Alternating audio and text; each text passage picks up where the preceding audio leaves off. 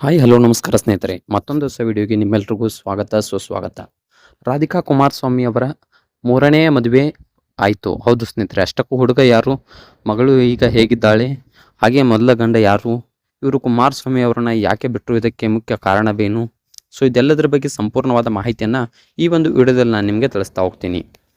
ಅದಕ್ಕೂ ಮೊದಲು ನೀವು ನಮ್ಮ ಚಾನಲ್ಗೆ ಹೊಸಬರಾಗಿದ್ದರೆ, ನೀವೇನು ನಮ್ಮ ಚಾನಲನ್ನು ಸಬ್ಸ್ಕ್ರೈಬ್ ಮಾಡಿಲ್ಲ ಅಂದರೆ ಈ ಕೂಡಲೇ ಸಬ್ಸ್ಕ್ರೈಬ್ ಮಾಡಿ. ಹಾಗೆ ಒಂದು ಪಕ್ಕದಲ್ಲಿರೋ ಬೆಲ್ಲೈಕನನ್ನು ಪ್ರೆಸ್ ಮಾಡೋದ್ರ ಮೂಲಕ ನಮಗೆ ಸಪೋರ್ಟ್ ಮಾಡಿ.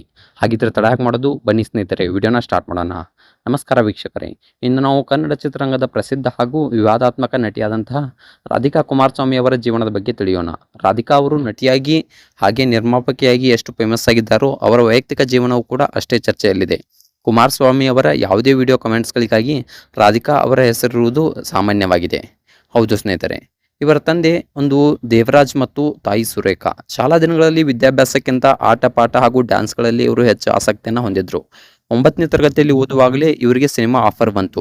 ಮಗಳನ್ನು ದೊಡ್ಡ ನಟಿ ಮಾಡಬೇಕು ಎಂಬುದು ಅವರ ತಾಯಿಯ ಒಂದು ಆಸೆಯಾಗಿತ್ತು. ಮಂಗಳೂರಿನಿಂದ ಬೆಂಗಳೂರಿಗೆ ಶಿಫ್ಟ್ ಆದರು.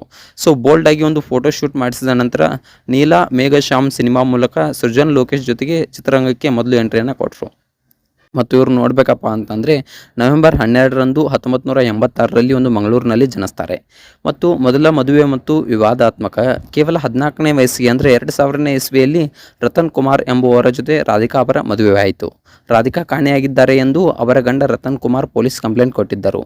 ಆದರೆ ರತನ್ ಕುಮಾರ್ ತನ್ನ ಮಗಳನ್ನು ಬಲವಂತವಾಗಿ ಮದುವೆ ಆಗಿದ್ದಾನೆ ಎಂದು, ಬಾಲ್ಯ ವಿವಾಹ ಎಂದು ರಾಧಿಕಾ ಅವರ ತಂದೆ ಆರೋಪಿಸಿದರು.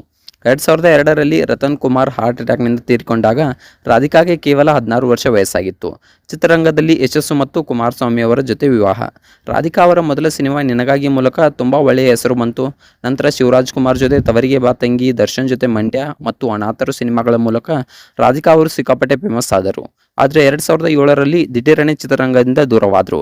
2010ರಲ್ಲಿ ಮತ್ತೆ ಕಾಣಿಸಿಕೊಂಡ ಅವರು, ನಾನು 2006ರಲ್ಲಿ ಕುಮಾರಸ್ವಾಮಿ ಅವರನ್ನ ಮದುವೆ ಆಗಿದ್ದೇನೆ ಮತ್ತು ನಮಗೆ ಶಮಿಕಾ ಎಂಬ ಮಗಳಿದ್ದಾಳೆ ಎಂಬ ಶಾಕಿಂಗ್ ಸುದ್ದಿಯನ್ನು ಹೊರಹಾಕಿದ್ದರು.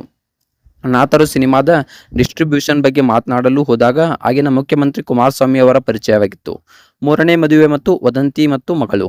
ಇತ್ತೀಚಿನ ದಿನಗಳಲ್ಲಿ ಕುಮಾರಸ್ವಾಮಿ ಅವರಿಂದ ದೂರವಾಗಿದ್ದಾರೆ ರಾಧಿಕಾ ಮತ್ತು 100 ಕೋಟಿಗೂ ಅಧಿಕ ಜೀವನಾಂಶ ಪಡೆದಿದ್ದಾರೆ ಎಂಬ ಸುದ್ದಿಗಳು ಹರಿದಾಡ್ತಾ ಇದ್ವು. ಉದ್ಯಮಿ ವಿವೇಕ್ ರಾಜ್ ಅವರ ಜೊತೆ ಮೂರನೇ ಮದುವೆ ಆಗ್ತಿದ್ದಾರೆ ಎಂಬ ವದಂತಿಗಳು ಬಂದವು. ಆದರೆ ನಾನು ಯಾವುದೇ ರೀತಿಯ ಮದುವೆ ಆಗಲ್ಲ, ಸಾಯುವವರೆಗೂ ಕುಮಾರಸ್ವಾಮಿ ಅವರ ಹೆಂಡತಿಯಾಗಿರ್ತೀನಿ ಎಂದು ರಾಧಿಕಾ ಸ್ಪಷ್ಟಪಡಿಸಿದ್ದಾರೆ. ಇನ್ನು ಅವರು 17 ವರ್ಷದ ಮಗಳು ಶಮಿಕಾ ದೊಡ್ಡ ಟೆನ್ನಿಸ್ ಪ್ಲೇಯರ್ ಮಾಡಲು ತಯಾರಿ ನಡೆಸಲಾಗ್ತಾ ಇದೆ.